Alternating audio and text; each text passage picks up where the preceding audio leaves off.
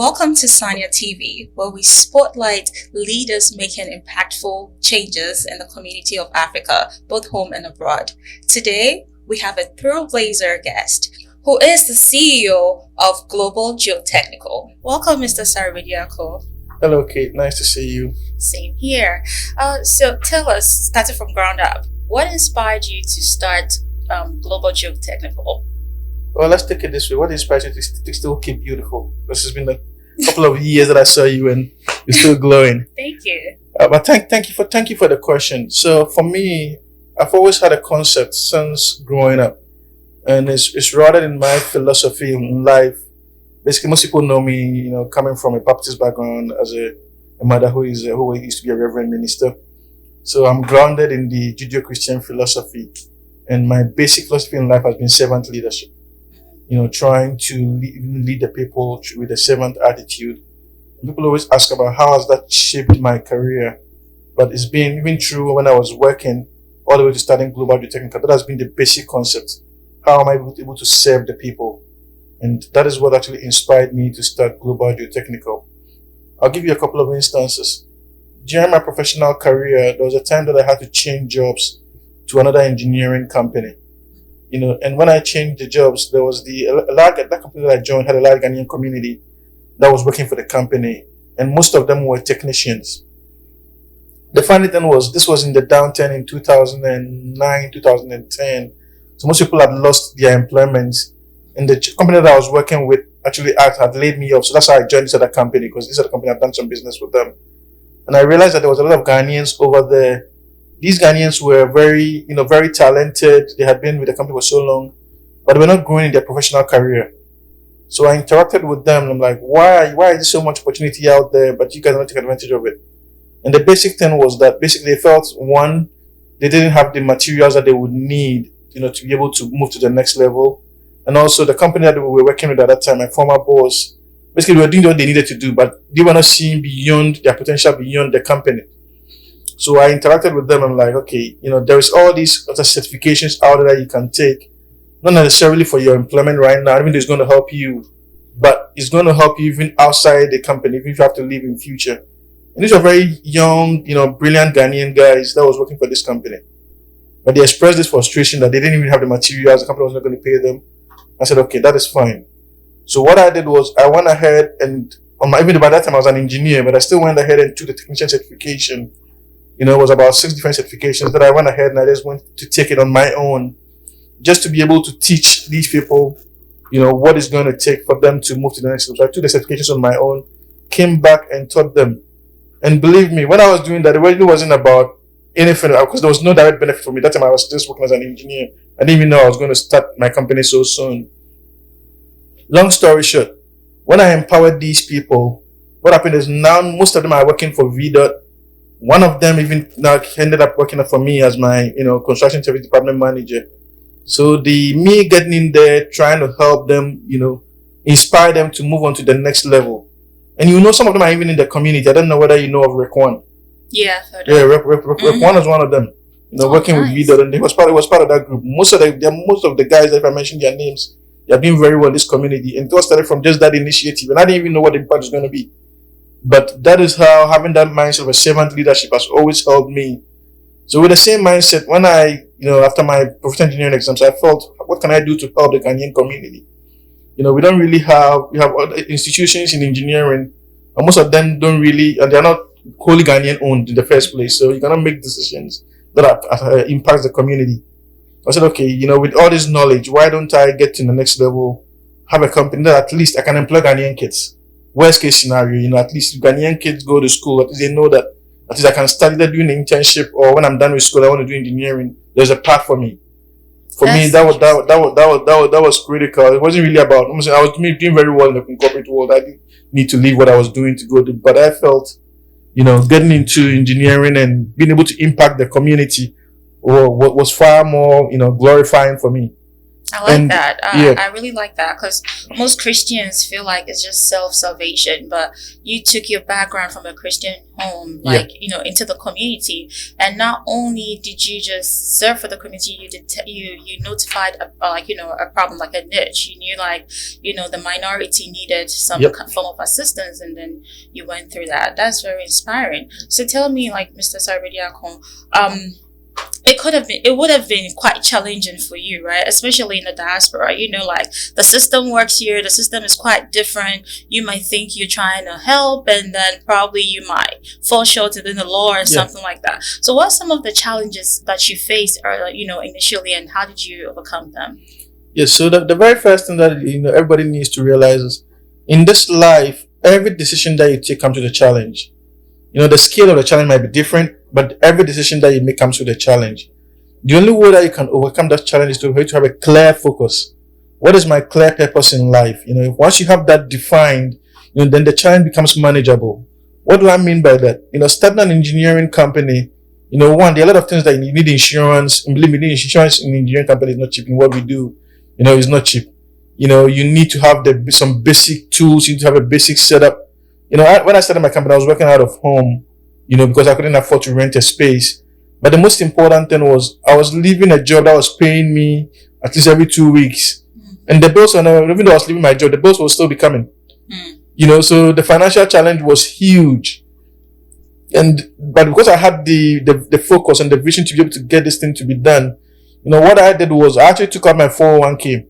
Oh, really? I took out my 401k, which is basically what we are saying. Those who listen, they know about it. That's your retirement plan. Yeah. And the funny thing about taking the 401k is, if you take it out early, you actually pay a penalty. Most people don't even know that. Yeah. So, it wasn't just about taking out my 401k. I was prepared to pay the early penalty, take out that money, and that's what I used to start the company. It was a big risk. I didn't even have any clients that I was going to work for at that time. Believe me, most of my tools was at the back of my car. I'll go get this thing. Then it was just me. I started just me. So it was a big risk. But for me, the most important thing was the goal. I said, I had a passion to be able to serve the community, and I had a clear sense of purpose that this is what I wanted to do. So once I had that clear sense of purpose and the passion, the challenges were just temporal. How to make payrolls when we started having employees, and all these things were just temporal challenges. But the key takeaway is, just have that clear sense of purpose. This is what I want to do. And I said, also having a little bit of faith that, you do your best, and God also, in His own wisdom helps you. But I believe once you have that clear sense of purpose, then, you have the other side, blessings from God that also comes to cap, your whole success. So that is how I get it done. You've actually, like, you give churches affordable services. Why that? Is it because of your background, or what makes you kind of like give them that kind of services? That is a very good question. It's an interesting topic that you brought up. So I said, my faith has always been within the Judeo-Christian philosophy. And one of the things that I learned very early on from my Christian background was, service to God never goes on, I wouldn't say, you'd always reap. Once you plant, there are principles in the Bible that shows you exactly that. If you plant, you will reap. This is a principle in the Bible. And if you give to God's work, you're definitely going to get it back. So there's always been this concept in my mind that anything that I do, once I take care of God's stuff, I should be able to do mine.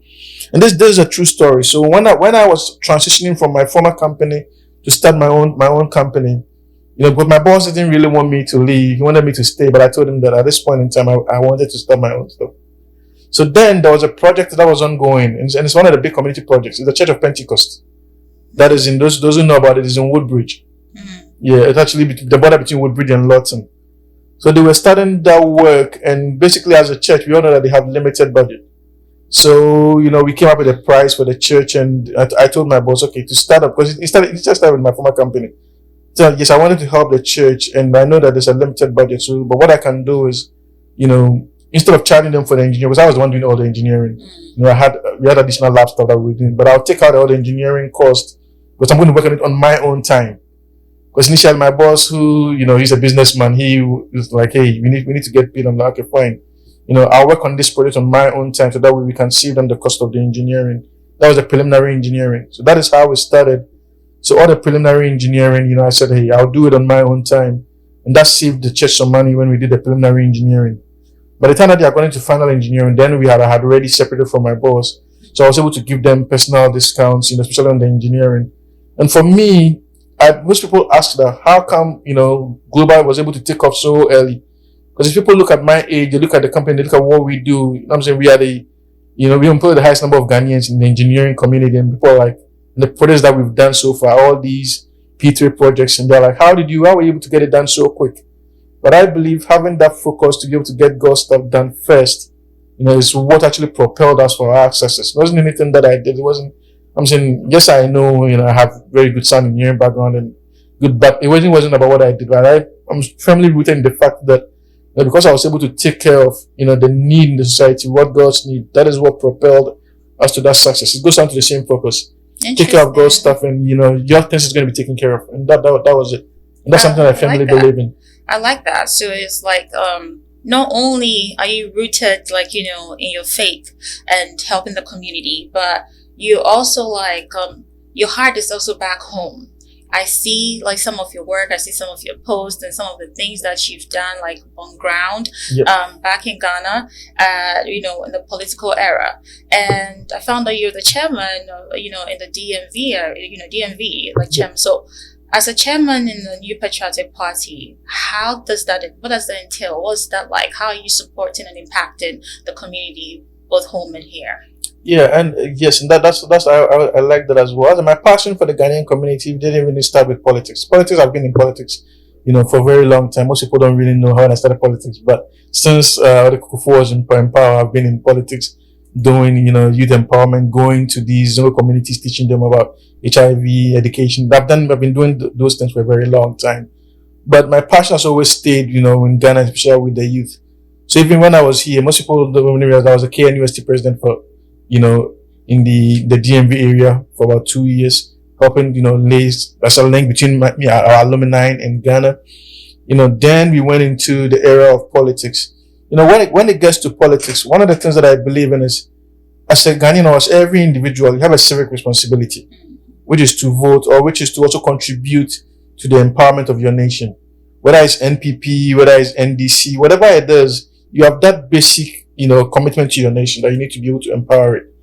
Going back to what I told you, that everybody was brought to this earth for a purpose. Mm-hmm. And part of it is to be able to give back to that community that brought you. There's a reason why we were born in Ghana. You're not born in the United States. The fact that you've emigrated here doesn't mean there's no purpose that you can fulfill back home. Mm-hmm. So having that clear sense of purpose, I went into politics, because I felt, that's also an avenue where I can give. But you have to be around the table to be able to contribute. Sure. You cannot be sitting out. People are like, okay, yes, the politicians they're not doing the things that I'm doing, so I wouldn't even vote. I don't really subscribe to that. There's to say this, I heard it somewhere. You're either part of the menu or part of the people that make the menu. Exactly. So once you're able to cross that bridge, you have that clear sense that, hey, I need to be able to contribute to my community. Then the question becomes, which of the vehicles do I use? Do I use NDC? Do I use CPP? Do I use PNC? Do I go to Cheddar?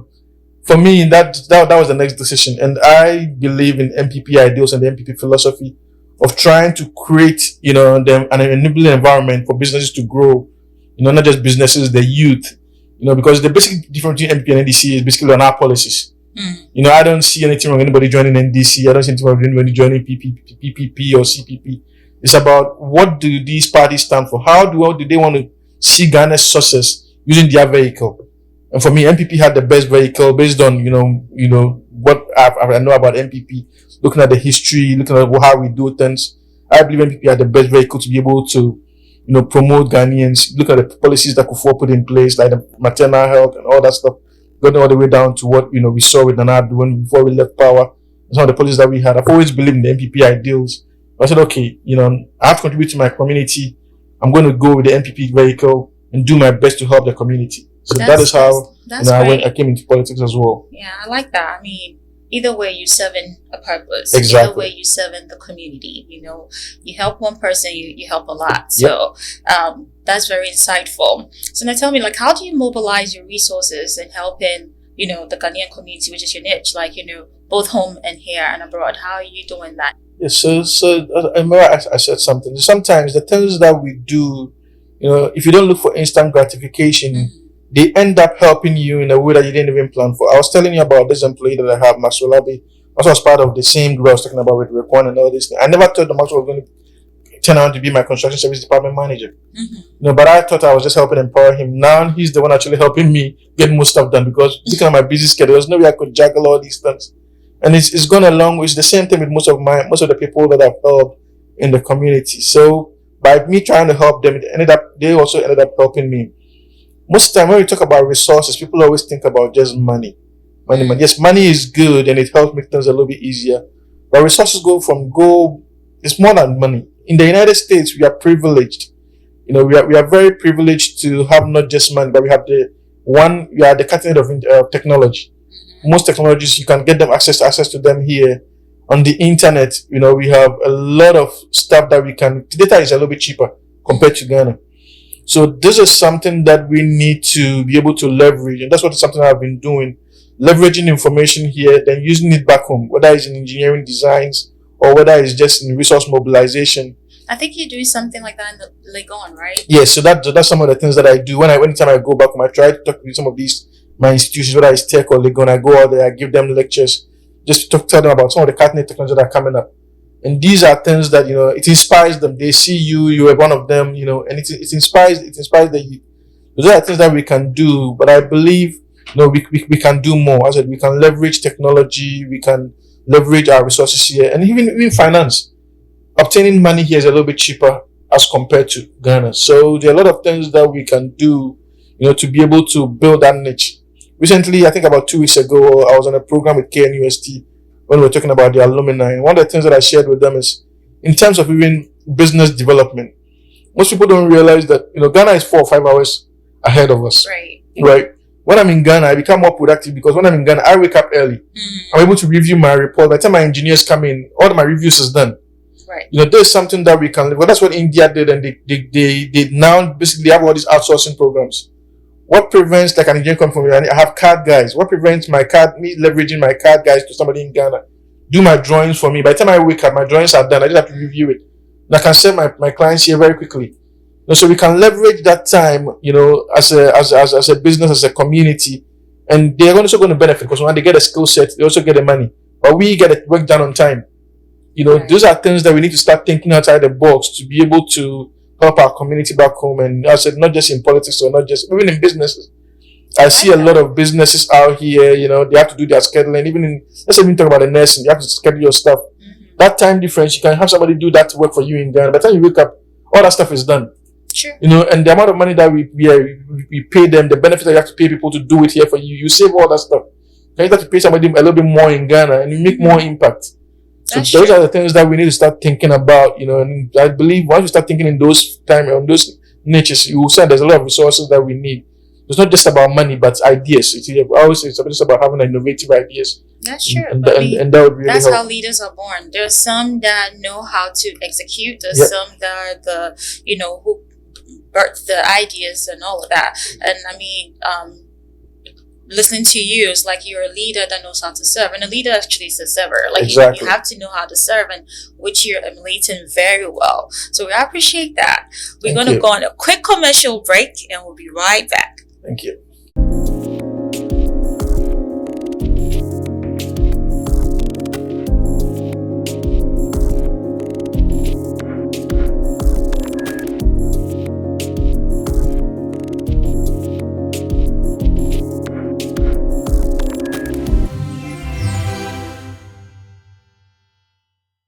Welcome back to Sania TV. Now, Mr. Asare Bediako, this segment is called the quick fire round, okay? So we're going to have something quite a little bit. So you're going to pick up something here, give it to me. I'm going to read it out and you answer, okay? All right. So there you go. All right, thank you. Let's see. Coffee or tea while working on your site? Funny enough, I'm somebody that doesn't do well with either of them, so I don't do coffee or tea because it gets me hyperactive. So no tea. No, nothing. Oh my days. So my morning is just I wake up and it's just raw, say a little prayer and just get out of work. So just water. Yeah, just water. Yeah, please. Oh, yeah, okay. That is it. For me. All right. Let's see. Yep. Thank you. I hope this one will resonate with you. Let's see. It says favorite Ghanaian dish to fuel a long working day. You know what? Favorite Ghanaian dish. Fufu is a movement. Ooh, Hey, Ashanti man. exactly. Ashanti man. No, favorite No Ghanaian kinky. dish. Nah. Just Kenke is good. I like kenke. I like the wild cheese, but fufu is prime. so Yeah. you can eat fufu in the morning. If I need to. Oh, Normally I won't eat fufu when I'm going to work, but weekends, yeah, why not? After a little bit of a workout. for a long time. Fufu now, fufu with eggs. Yeah. Oh, yeah, with the pepper in With the pepper it. in the yeah. It's something new. It was never there. It was never Oh, a yeah, thing, it was used not to it? be there, yeah, but now that's the vibe. Wow.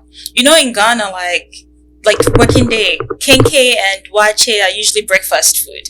Oh, yeah. You try to get kenke around like 12 p.m. It's all gone. Or wache. You see, I always say something, and this comes from my religious belief, that there is a reason for whatever our forefathers used to eat fufu and all these things, and they were so healthy. Now we are doing salads and we are dying so young. There's a reason behind these things, and we need to go back and understand why our old men, our forefathers, had these dishes. And it's going to help us. And I believe they are much more healthier. Now we become a little bit more educational conscious, but we don't really look at the reasons behind it. Because it doesn't make sense to me why our forefathers were living for so long, and we think we're in a dispensation where there's knowledge abounds, but we are not living that long. And people say, oh, they used to be walking miles and everything. Yeah, you can still exercise in your gym. Exercise in your gym and still eat the same thing that we're eating. You should have the same results. Something that is pure, just look at scientific analogy. That's true. But I think the most important thing is, let's study something from what our forefathers used to do. Because there's a secret right there. Because the results are there to prove. I agree. So for me, I said, fufu is there. Fufu all the way. One more. Yep. Go ahead. Thank you. So let's see. It says one thing most people don't know about you. Well, I think one thing that most people don't know about me is, would I say that? Yeah, maybe I'll say they don't know about me is my, philosophy of Christian apologetics. Most people don't know that that's something that I do on the side, defending the Christian faith. And for me, it's a passion that most people know about me in terms of engineering, in terms of politics. But when it gets to the Christian faith, a few people know that I'm very passionate about that. But for me, that is something that is very important. But I believe that is what has built me to this day. That's what I think a lot of people don't know about. It's good to have a firm foundation, which that is. So thank you so much, Mr. Asare Bediako, for coming on set today. And if I could just say one thing, I think, this Sania TV, I think this is a brilliant concept, and I would encourage you to, grow this, because that's something the community needs. We need to talk about Ghanaians and the things that Ghanaians are doing. Being last year a recipient of the Sania Awards, it's something that we hadn't done in a long time. If you don't recognize what you own, nobody's going to recognize you. If people are writing your history, they're not going to write it. That's what the true history. They're going to write it in their own context.